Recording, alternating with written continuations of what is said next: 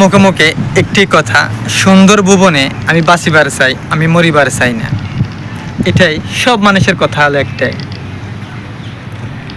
কিন্তু কেউ সফলতা অর্জন করে, আবার কেউ ব্যর্থতা নিয়ে ফিরে আসে।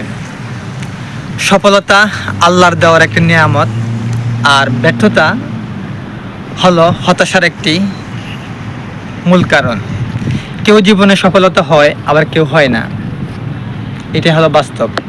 কিন্তু সবাই নিজের জায়গা থেকে আপনার কিছু করার জন্য আপনার ভালো উদ্যোগ নিয়ে থাকে।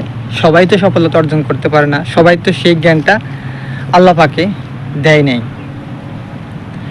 এই কথাটার বলার অর্থ হলো আমার এটাই, সফলতা ধরা ছোঁয়ার বাইরে। সফলতা সবাইকে ধরা দেয় না, সাময়িক কিছু কিছু মানুষকে সফলতা ধরা দিয়ে থাকে। যে সফলতা হয়নি সেই ধৈর্য না হারিয়ে আপনার সফলতার পিছনে এগিয়ে যাওয়ায় তার জন্য উত্তম। এই পৃথিবীতে সবাই বাঁচিবার চায়, কেউ মরিবার চায় না। সবাই প্রত্যাশা হলো সেটাই। আরেকটা জিনিস আমি উপলব্ধি করতে পেরেছি, সফলতা আল্লাহর দেওয়া একটি নেয়ামত।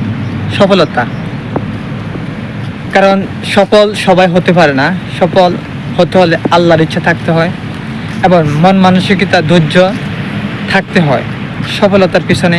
সেটাই আমি বুঝি। এই কথা কেন বললাম, একজন মানুষ দেশে গিয়েছে এই কারণে সে প্রবাসে ছিল।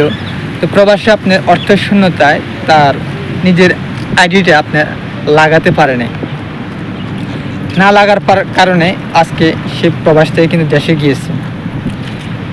সে মনে করে সে ব্যর্থ, আসলে সে ব্যর্থ নয়, সে সফল।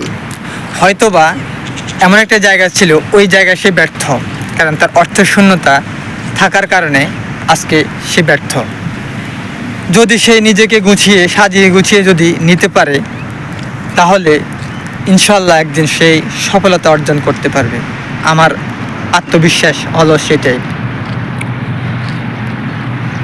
তো ভালো থাকুক যে মানুষগুলা সফলতার পিছনে ছুটতে ছুটতে ক্লান্ত অনুভব করে এবং ক্লান্ত শরীর নিয়ে আজও লড়াই করে বেঁচে আছে কিছু কিছু মানুষ। ইনশাল্লাহ একদিন না একদিন সে সফলতার